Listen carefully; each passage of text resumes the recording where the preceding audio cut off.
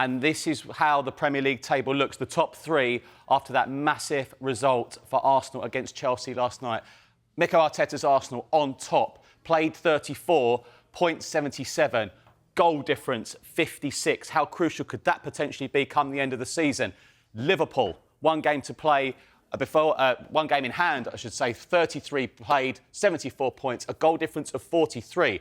Manchester City go to Brighton Thursday night, played 32, 0.73 with a goal difference of plus 44. So, as I say, a massive result for Arsenal last night. How crucial could that be come the end of the season? Yeah, I mean, I think it is going to be crucial. It was a statement win, wasn't it, last night for Arsenal? I don't think that the result was too unexpected, but I think the scoreline probably was, and the margin of the scoreline. I mean, what is there left to say about Martin Odegaard at the moment? He was outstanding last night, you know, purring in that centre of midfield. Everything he touches right now, the weight of the pass, his close ball control, everything is absolutely spot on to perfection. He was outstanding. Leandro Trossard, you know, who's turning into one of the real bargains of the Mikel Arteta reign after they got him in from Brighton. Thomas Partey as well, who hasn't had a great deal of football this season. I thought he was good in the centre of midfield as well. So it certainly sends a message to their title rivals, that victory last night. And I'm sure Mikel Arteta will be glad to have the points over their rivals rather than those games in hand. Right, I guess the feeling was after the Villa game, after Bayern Munich, here we go. Yeah, absolutely. Arsenal are going to have their dip here. Mikel Arteta says his side are ready to win this title. What is the difference now in the 12 months between Arsenal of last season at this stage and Arsenal of this season? Well, it's absolutely right, because there is a difference. Because, Rob, last week we were sat here and we were talking about the April slump that's been a recurring problem for them under Mikel Arteta. And, you know, they go to Wolves at the weekend on Saturday, and they really did have to grind that out. You could see that, you know, goals at the end of each half, and it was a bit nervy at times, but they got the goals at the start of each half last night, and that really freed them up, I think. But, you know, in terms of their development, you know, this is a very young Arsenal team. I think they're the fourth youngest team in the Premier League. So they're going to naturally develop that mentality, that quality as well, and Arteta learning as well about the challenges. But, yeah, I just think, are they ready? I think we'll find out on Sunday. I think there's such a huge game. So bring it on, this North London derby. I just can't wait to see how Arsenal get on with this, because that Wolves game was a test after what happened with Bayern Munich. Last night was a test, quick turnaround. We've seen Chelsea do well against big teams last night. They were a completely transformed team, Arsenal. Really played with the handbrake off. But they go to Tottenham, and that is one team that are going to be fired up to try and stop them. They've won it twice. Michael Bridgie clapping in the background there. They've won the title twice at Tottenham. They could go a long way to winning another one there if they get a victory there. I think there was some fragility last season at the tail end for Arsenal. I mean, they missed William Saliba massively in the run-in last year. But, you know, they've been so strong at the back this season. And now going forward, they had that period just around the Christmas time when people were questioning, you know, do they need a forward in the January transfer window? There was a lack of goals, and now that has kind of been put to bed. And it's almost like they're a winning machine at the moment. And I know they have lost games in the last couple of weeks, and they've gone out of the Champions League and they were beaten by Villa. But I think Mikel Arteta will be really buoyed by his side's strength of kind of mentality in order to come back and get this victory. And you know, it was an absolute demolition job on Chelsea last night. I think you mentioned two of the three midfielders, but Declan Rice as well has been such a leader for them, driving them forward last night. And I think they just look so much better when they've got that holding player and allow him to then play a bit further forwards, because changed it against Villa, didn't he, in that game there? It didn't quite work, but last night I think we saw them at their fluid best, and Rice is a big part of that.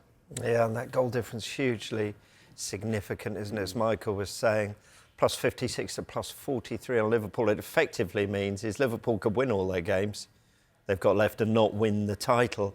Michael, what else have you been looking at? Yeah, we talk about goal difference, weren't we, Rob? 56 Arsenal, plus 56. Just look at Arsenal's goal difference over the past few years. Now, you can see some asterisks there, 2003 and 4 and 2001 and 2. That's when Arsenal won the Premier League. But look at Arsenal's goal difference at the moment, the highest it's been.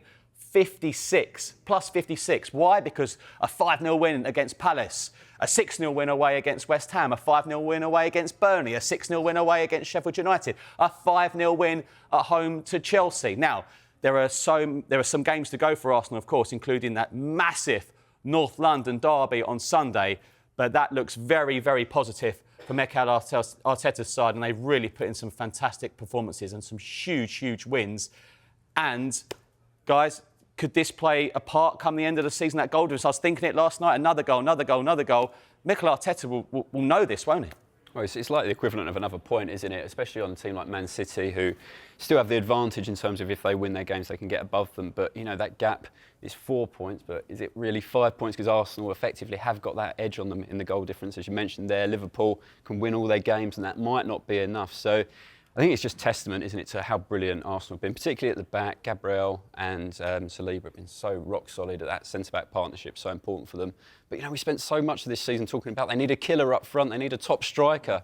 They're far and away the top scorers in the Premier League. So, yeah, quality at both ends has given them maybe an edge in this title race with that goal difference, yeah. Yeah, it explodes the myth, doesn't it? I hear people say, oh, it's really difficult to get the balance between attack and defence right.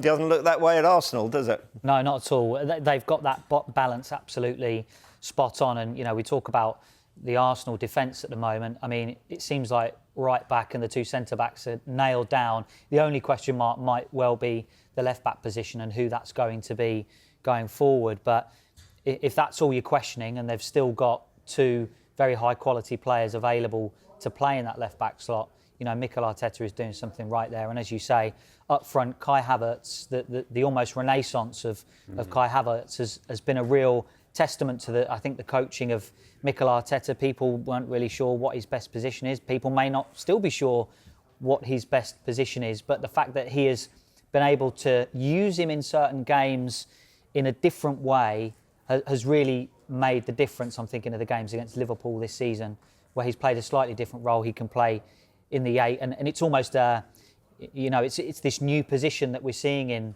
in the Premier League at the moment. Players that can play as a number 8 and also up front. When you look at Cole Palmer, when you look at Kai Havertz, and even someone like John McGinn, who has played in a forward position for Aston Villa and has played as a central midfielder number 8 as well. There's almost this new idea of a position of a central midfielder happening at the moment. We've mentioned Liverpool and City to come this midweek. Michael, how is it looking then for these three teams? Right, these are the remaining games for the three teams in the title race. Here we go. Let's start with Arsenal. They've got 4 games remaining, and this is the first one up. Gary Neville says it's his most entertaining game in the Premier League. And who can blame him? It's goals usually in this match. The North London derby this Sunday, live on Sky Sports. Then they're at home to Bournemouth the Saturday after that. Then Manchester United away. Always a great game between those two sides. Then the final day of the season. It could be a huge match, not just for Arsenal, but for Everton. So that's Arsenal. Your Arsenal fans, they are your remaining fixtures. Let's go over to Liverpool. Tonight, it's the Merseyside derby at Goodison.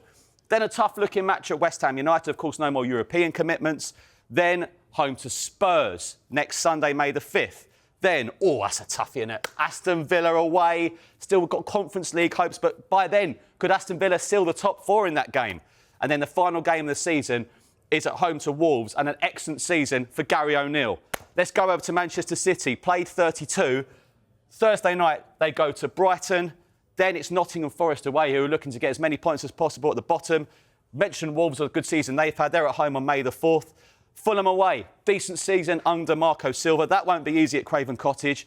Oh, my goodness. Spurs away. Spurs have a good record against City in the league. That's May the 14th. What will Spurs fans be thinking by then? Thinking about Arsenal as well? Oh, my goodness. Wait, well, that's in a few weeks' time anyway. And then the final game for them is at home to West Ham United. They are your remaining fixtures in this ever so exciting title race. Yes, Mike, I like your idea of Tottenham, you know, May the 40th. No, after you. Off you go to stop Arsenal winning. I don't think that will happen. No. Because Arsenal here really are the kingmakers, are they? Oh, Tottenham are, yeah. Where is it going to be won or lost? N17, I think it's probably the answer to that, because, yeah, I said Arsenal. Well, I think what's interesting about Tottenham, coming off this 2-week break, aren't they? Very strange the way the fixtures have fallen for them. They've had this period now. What are they going to be like when they come back? Are they going to be good for the break, or are they going to be lacking a little bit of rhythm? They'll certainly be motivated and fired up on Sunday against Arsenal, but that game against Man City, final week of the season, pivotal. Of course, Tottenham go to Liverpool as well, as we've seen. So, yeah, absolutely they're the kingmakers. And a real interesting question to see what shape they're in this final running after that break that they've had, yeah. No time to be out of rhythm against Arsenal for Tottenham. No, They've got to definitely come in. And they know they're going to have a big say in where this title goes. And, particularly this North London derby on Sunday, there's no time for them to be rusty at all. It's going to be interesting. I think. Get that feeling. I don't know. OK, now it's over to Liverpool, who take on Everton at Goodison Park. It's an 8 o'clock kickoff. You can see it live. Sky Sports Premier League. Then on Thursday, it's Manchester City at Brighton. That one also live on Sky Sports. And on Sunday, Arsenal are away at Tottenham in the North London derby. That one's a 2 o'clock kickoff.